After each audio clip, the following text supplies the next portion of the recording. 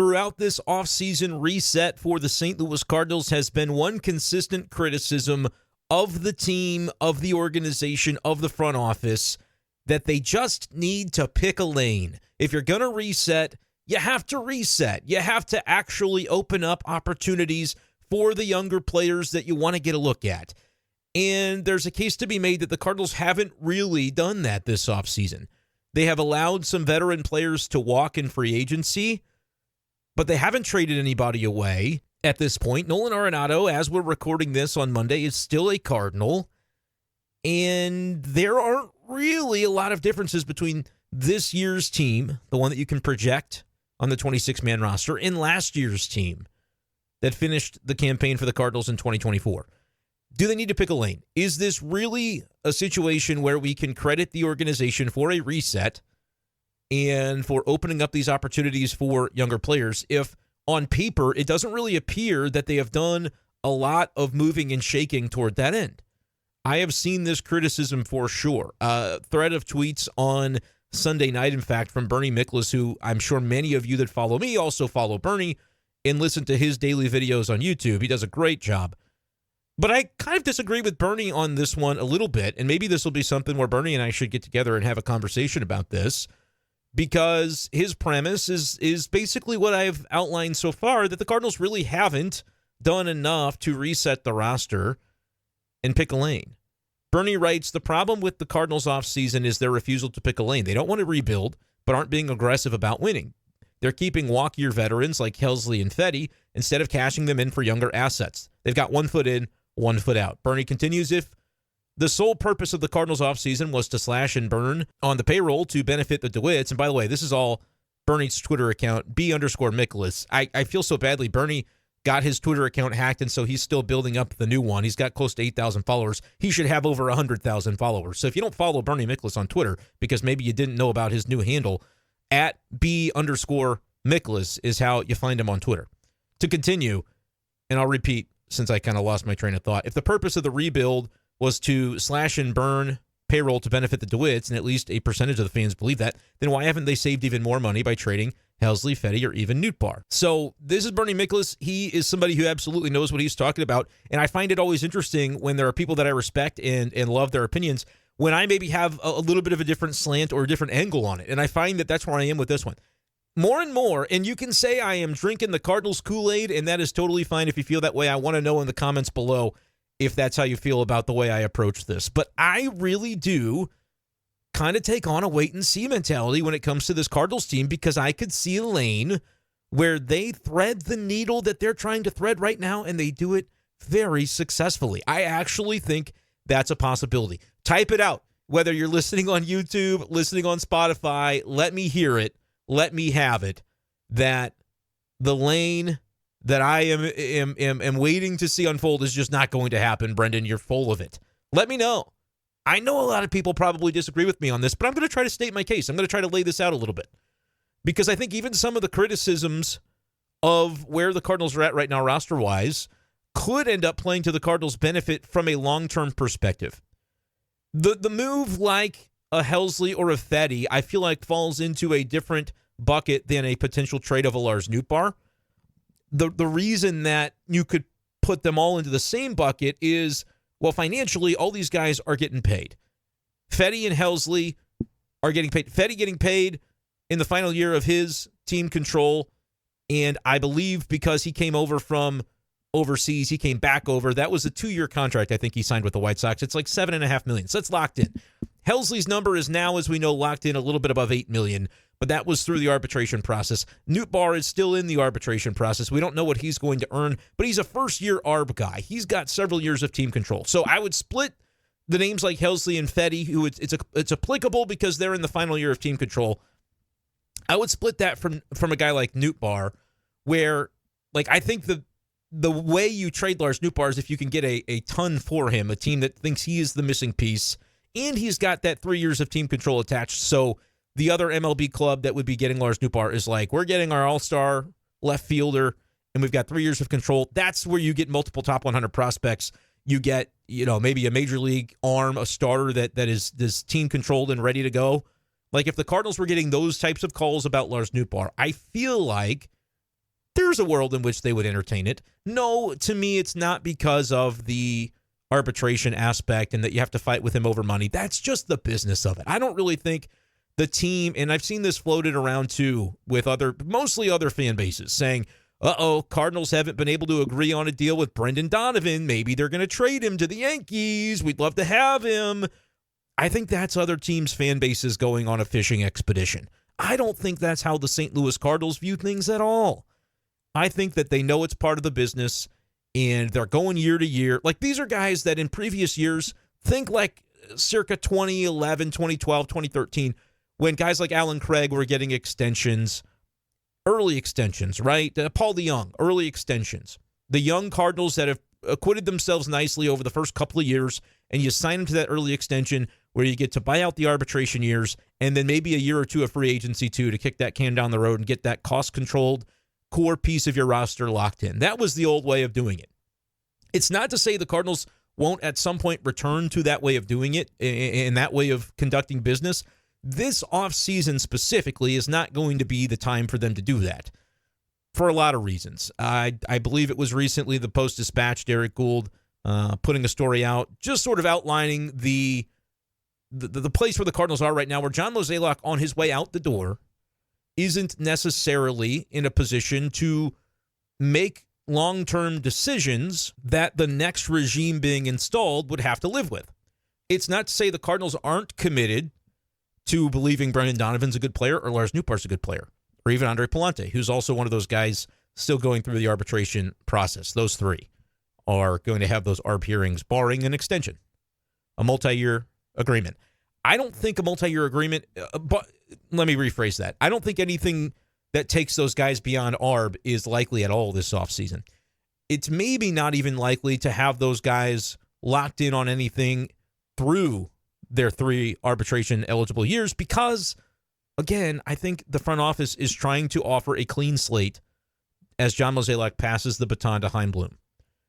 I feel like the benefit of, and people say, well, why can't Chaim Bloom just take over now?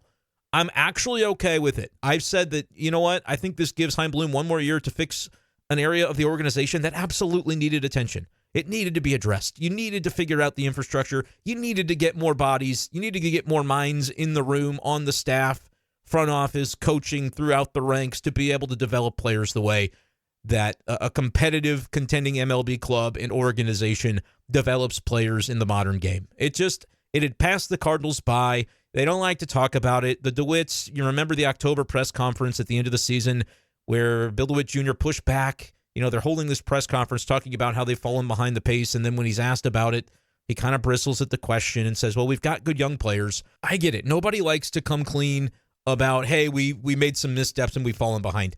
They want the attention to be on, here's what we're doing to move forward. And that's what it can be on, because I think the Cardinals have the right people in place now.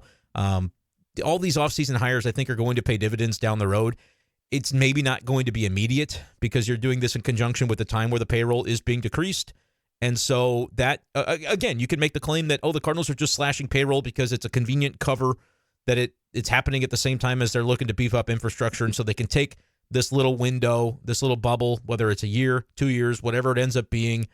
I think the competitiveness of the MLB club will honestly go a long way toward deciding how long this kind of quasi-reset really goes before the Cardinals start spending back at the level of, 2024 or even, maybe going up with inflation and kind of keeping that range of 12th to 14th in payroll. Like, they're probably going to be below that this year, and maybe by a decent, significant margin, depending on what happens with Arenado. But to the criticism of why is Mo still involved, I think he's able to sort of tie a bow on things and wrap up the previous iteration as Chaim focuses on the things that need focusing. Remember the press conference quote from Wilson Contreras during winter warmup, where just kind of out of nowhere he said, "I think it's good that they're doing that, that they're focusing on the development and the infrastructure because it was bad."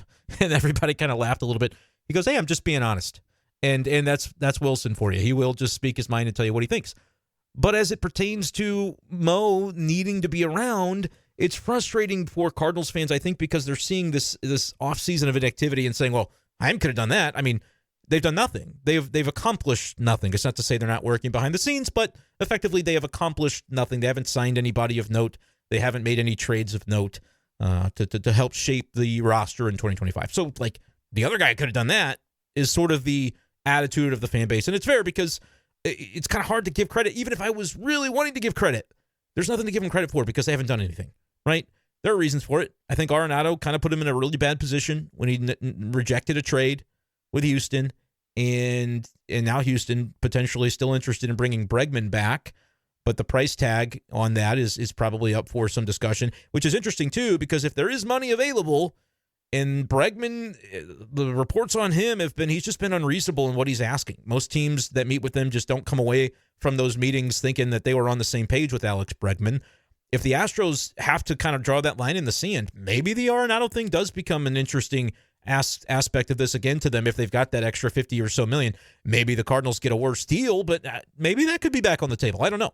If nothing else, though, Bregman going back to the Astros, maybe that opens up Boston because Boston can then move on to plan B, and maybe the Arenado thing still comes to fruition after all this time. We'll see. Could happen, maybe it doesn't. All this to say, though, like that would have been the one major thing where if they had done it, we could point even more toward the Cardinals picking a lane, right? They're really opening up the opportunity for younger players because then across your infield, you would have, whether it's Gorman playing third and Donovan playing second, and now there's room for Sajacy to be a backup at both spots and maybe even backup Mason Wynn at shortstop.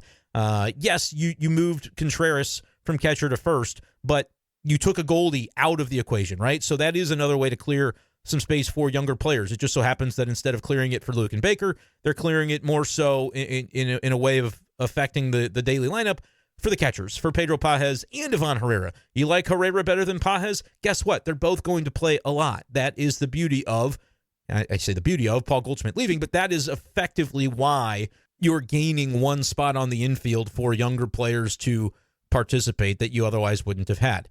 Yes, the Jordan Walker thing, like you could say, as it points to Walker, well, last year the Cardinals were playing him. So, what has really changed since September? Well, really nothing since September, but April, May, June, July, August, the tenor of the organization was not play Jordan Walker every day in right field at all costs. It was, hey, can we fit somebody else out there? Can we rearrange our minor league team just to call him up and have him as a bench bat because we might need him to be able to win a game with a late game at bat for an aspect of his game that's really not even arguably a strength. Remember, the way they were doing the platoon based on the stats was not a huge strength of Jordan Walker, but that was how desperate they were to win games at the cost of development. Like, the goal of winning came at the cost of development, and that was not winning a world championship. That was like, can we win a game in mid-August to potentially sneak into a wild card situation and progress this thing forward by getting the fan base happy that we're back in the playoffs? Like, they were selling out for that idea for a while, and now they're not anymore. That's going to be the functional difference.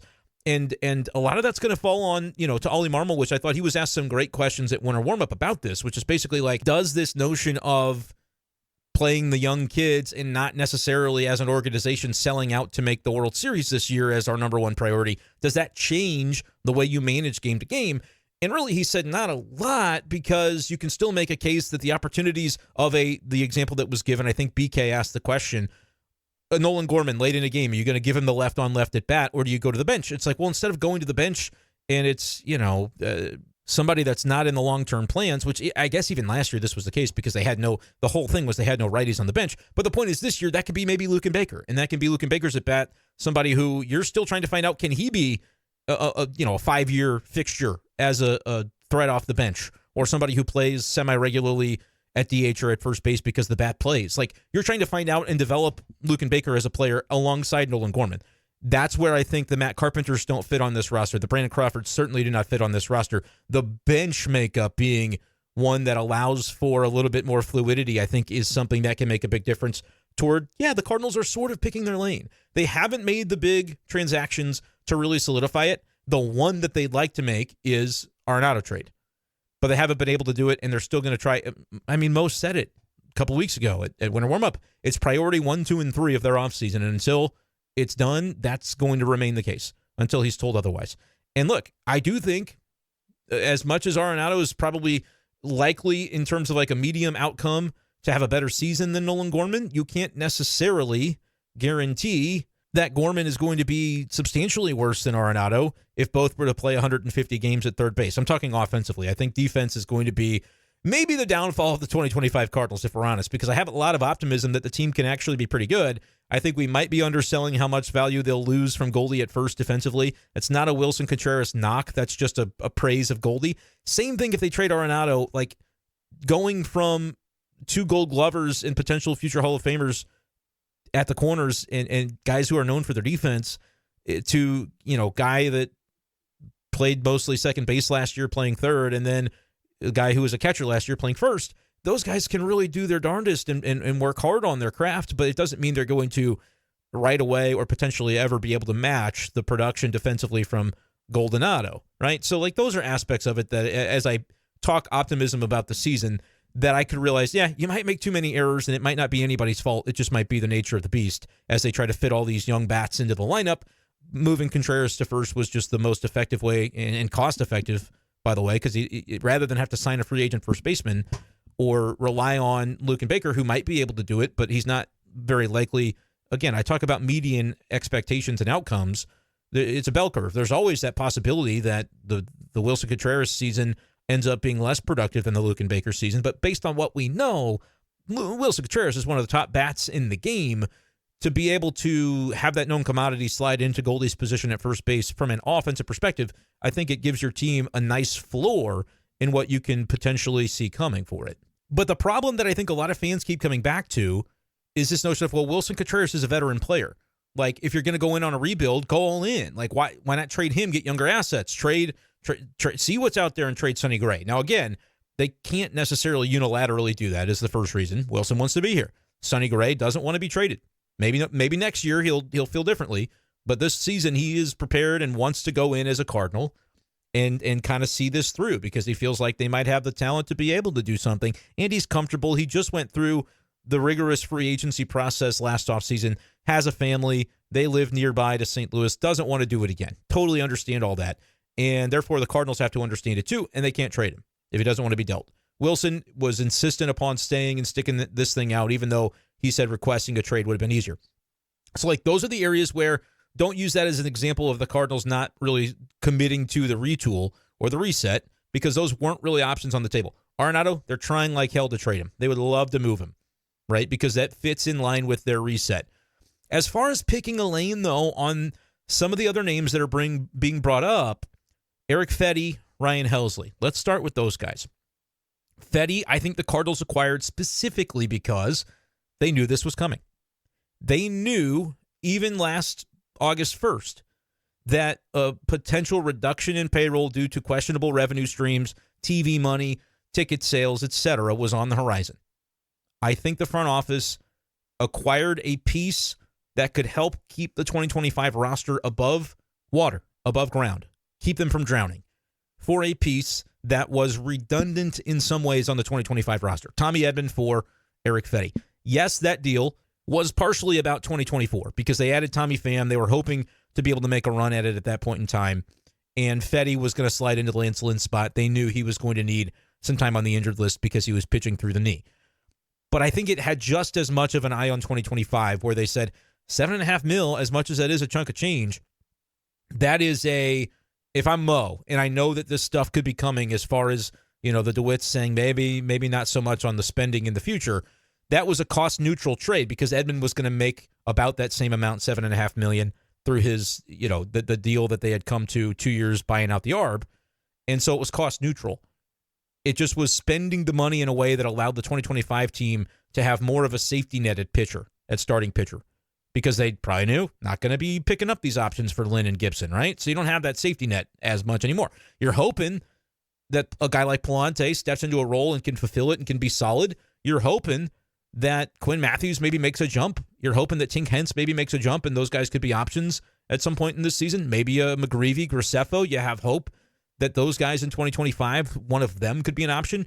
In the back of your mind, maybe you're wondering about Libby stretching back out, maybe even Zach Thompson stretching back out and having those options. But Fetty is more of a known commodity because he's a veteran who they have seen perform at the big league level, and they thought, hey, the price is right. That's why it's so interesting to me now that the $7.5 million is being talked about as though it's this noose hanging around the Cardinals' necks. I don't think that it is. I think that Fetty is one of the pieces that gives them a similar vibe to what like the Lynn Gibson signings were last offseason. Somewhat cost-controlled, known commodity, veteran presence, be able to take the ball and go 30 times. Like, that's the hope for Eric Fetty. That's what the Cardinals are looking for from him. Now, you might ask, well, why do they care? They're resetting. Well, that's, I think, where the distinction comes in between reset and rebuild. They are not intending to rebuild. Rebuild means losing. They don't want to lose. Are they selling out to win? No, but they're trying to avoid losing. They're not, again, and that's fine for it to frustrate people. But I understand it. Because, again, I think St. Louis can't take the rebuild. I think St. Louis fan base asks for it, but they don't want it in a way that the Cardinals would be okay with it. I think if you were bad and losing 100 games for 3 straight years because you were rebuilding truly, I think the ticket sales would go down to an extent that the Cardinals aren't okay with. So they feel like for their business model, they have to toe the line. They have to put a product out there that has a chance to win 80, 85 games next year. I'm not saying it's going to, but they have to come into the season with being able to sell that at least to themselves internally. Because I think if that happens, it curtails the amount of season ticket losses and the amount of game ticket losses and the decline. I think it staunches the bleeding a little bit if you're at least semi-competitive. Because the team does have interesting young players. Mason Wynn, Jordan Walker. If Gorman can hit some bombs. Wilson Contreras is a veteran that's interesting. Fans love him. Sonny Gray, ace potential. You know, he could pull a Cy Young caliber season out, and people would go to the ballpark every 5th day to watch that. The Cardinals they're not trying to rebuild because that would mean losing, and I don't think that the way they run this team, they feel they can afford that. It's not what they're after necessarily. Even though that, yes, trading away Fetty would mean you save $7.5 million and perhaps get a prospect that helps you in a year or two, right? It jump starts the rebuild, but it's not a rebuild. They're not willing to sacrifice the likely difference between 78 to 83 wins this year and make it 65 or 70 wins by saving another $7.5 million. They're still trying to be competitive within their very narrow construct. And I understand why that doesn't get a good rap in the media. I heard a Baseball Tonight or an ESPN podcast with like Kirkjian and those guys, Buster Olney. They were like, what are the Cardinals doing? Don't understand it. So it's not just Cardinals fans that feel this way. National media is looking at St. Louis right now going, what are they doing with their offseason? It doesn't make any sense. Yeah, they kind of said they were going to scale back, but what does that really mean? They've got these veterans. Maybe they could get something for Fetty. I think they're reluctant to do it because they know that he's one of the pieces in the rotation that actually could be kind of decent. Like Michaelis could be. Matz could be. But I think those two are less likely. And therefore, if you were to try to float them in trades to save money, worthy type of goal, I don't know that you're really getting very far. Teams are probably not eager to pay those salaries. They might pay a full $7.5 million for Fetty because they think he could be a good number 3 starter for them. But I don't necessarily think the Cardinals are hopeful to get something like that done because they want Fetty to be their number 3 starter. In an NL Central that's not very, deep or obvious with a number 1 team. The Cubs obviously trying. They just traded for Ryan Presley. They already grabbed from Houston Kyle Tucker. Cubs are going to be threatening this year. The Brewers, they run a good system. I think they're going to be a team in the 80s in win total, and they're going to see where the chips fall. But it's not impossible that the Cardinals could do well, and that's the way the Cardinals want it. Because they know they're going to take some shrapnel in the offseason for not doing anything. But if they show up in April and they're above 500, and they show up through May and they're still above 500 or at 500, now you're into the summertime, and people are going to go to the ballpark because the team's in the mix. And there's young players that they think they can sell. They can sell you Lars Nootbaar. They can sell you Jordan Walker if he rebounds. Gorman. They can sell you Mason Wynn. They can sell you Wilson. Pitching side, a little tougher, but, that's where they're at. Helsley, another great question. If he's going to make $8 million, I could save you $8 million and get you top 100 prospect. I think the Cardinals actually might be okay with that. I don't think they can get that offer. I don't think that offer's been on the table this offseason. So what does Helsley do? Helsley helps you potentially hang in there during the first part of the season. Helps you close out some games that if you were leaving them up to somebody else, you might not win those games. And maybe you're still in the mix come July as a result. Sell more tickets. Maybe you're not. And you're hoping Helsley's healthy because if you're not in the mix at that point, then you can trade him and you're hoping to have a higher trade value for Ryan Helsley at that point in the calendar than what they have probably seen in the market this offseason. The Evan Williams trade's a great example for Milwaukee. They got a Nestor Cortez for him and a prospect, solid prospect, but I don't think it's what the Cardinals were eager to be doing when it came to the Ryan Helsley market. I think they want to hold on to him. All this is interesting, though, because they're not trying to extend him. They're not trying to extend Donovan. They're not trying to extend Nootbaar. John Mozeliak is leaving that to the next regime. Could it happen after this year? Sure. I think last year was a line in the sand type of year for the Cardinals, 2024. The result of 2024, we talked about this all offseason last year and then in spring training. It was like, this is going to be what we're going to try to do. We're going to bandage this roster up with veteran pitchers because in 2023, when we lost 91 games, the bottom fell out of the rotation. We just didn't have it. We couldn't keep afloat. And they said, we're going to try. We've got a good core. We're going to try to keep afloat with veteran pitchers. They did. They kept afloat. They won 83 games in 2024. They didn't win enough games to make the playoffs. So they said, all right, we're beating our heads against the wall trying to do this. We need to adjust. It's going to take a year or two. It's going to be a reset. But we're going to make those adjustments internally. We're going to invest in them so that we aren't continually trying to climb up and face this uphill battle every year. I think they've installed the type of people that are going to be able to pull this off. And I think it'll be for the better in the long term of the Cardinals organization. What it means for the short term, I think we're kind of in another year of, it's a pivot point year. Last year was the pivot from annual contention as the number one goal. Our fans demand it and we expect it versus it's not working. We have to pivot. And now they're pivoting to the reset. This is like a branch off opportunity from within that construct in 2025. Does it go well and we win 80 games or more? Okay, we're not that far off. Chaim Bloom comes in. Maybe revenues are pretty good. Maybe ticket sales did okay. Maybe the TV deal, we feel even better about where we're at because we got a bunch of subscribers. Bill DeWitt III was basically saying during winter warm-up, we're curious to see what that's going to look like. Now that fans in a little bit outside the STL Metro that before they didn't have access to our games, now they're going to have access through this app. I don't know all the ins and outs of how that works, but he seemed pretty confident that everybody that wants Cardinal baseball is going to be able to get it one way or another. Whether it's through this, FanDuel app or whether it's, which I think they said it's going to be about $20 a month, give or take. They don't know exactly yet. Or whether it's, you got to buy the full MLB TV because you live all the way out of market, but you can watch the Cardinals games when they're not playing a team in your market is basically the way that goes. So maybe that goes really well. The team wins 81 games, establishes a foundation for itself, and revenues look good. And they say, okay, we can start adding to payroll. We can commit to a Lars Nootbaar because guess what? He played 154 games. And he was really solid, and he was healthy, and we trust him. Brendan Donovan had a really good year, and we want to build around him. We're going to give him the extension. We're going to add a free agency piece or two in the spots that we need him based off of we learned, hey, Gorman didn't cut it in 2025, so we have to replace him. Or he did cut it, and we can spend that money elsewhere. I think that's the fork in the road that's happening right now going into 2025, and it sort of is this way by design because the Cardinals want that opportunity and flexibility for the next regime. So to me, because of where the revenues are and where everything is still kind of in flux with exactly where they want to go with this, that's why they're not really strongly picking a lane, because picking a lane right now and trading away some of these guys that can maybe help take them from 68 wins to 82, they don't want to be at 68 wins. Especially think about this. They wouldn't be able to get a top 10 draft pick anyway, because they're a revenue-sharing team that will have drafted in the top 10 for consecutive years, and they'll be like the White Sox are going to be in the next draft. They won't be able to – they're going to be a 11th pick or whatever because they were so bad for so many years in a row. The Cardinals weren't so bad last year, but they lucked into the number 5 pick. So this isn't a great year to tank anyway and try to improve your draft standing because I don't think you can. Correct me if I'm wrong on that.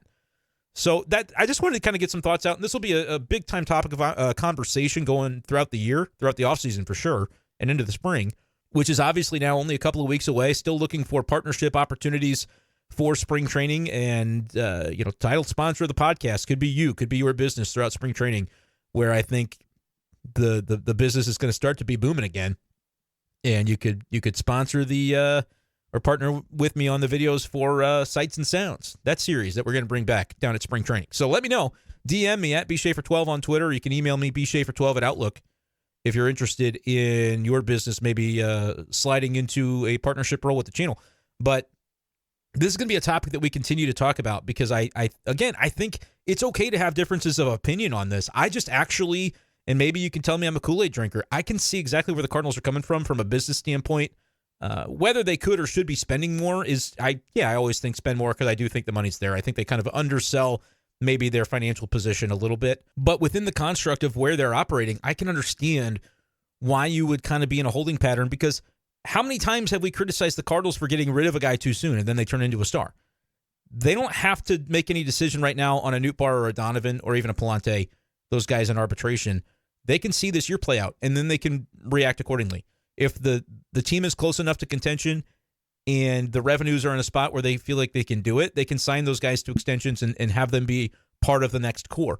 If they feel like the value is there for a trade of one of those players, especially like a Nootbaar in the offseason, and next year they want to do that, then they can. They can pivot. But Mozeliak is not making any big decisions because Chaim Bloom's on the way.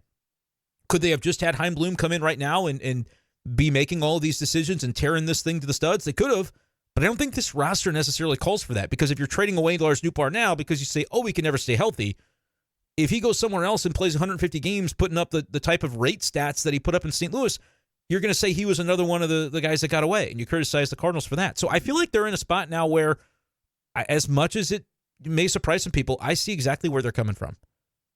You do want to trade Arenado because you need to play Nolan Gorman every single day. He needs 550 or 600 plate appearances, and if he doesn't get him, you'll still maybe be saying what if. And if he does get him and he's not very good, then you'll at least be able to say you gave it. You took a homegrown guy, first round pick, and you saw it through, and it just didn't pan out, and you can then trade him or do whatever you need to do at that point if you don't feel convinced in his play. But the Cardinals I think they're in a spot to be able to accomplish a lot of things and learn a lot. And I don't mind that they're not asking Chaim Bloom to rush into all of this and be in charge of it. He was in charge of a teardown with Boston, and I feel like people blamed him for things that ownership asked him to do in Boston, and he never really got a fair shake to be able to install his system and have long enough to see it through. So slow playing this from the Cardinal standpoint could end up being actually really savvy. Those are kind of my thoughts. Let me know yours in the comments below, and stay tuned, subscribe to the channel, or check out a channel membership if you really want for future Cardinals content. But for now, that'll do it for this edition of B-Schaeff Daily. Peace!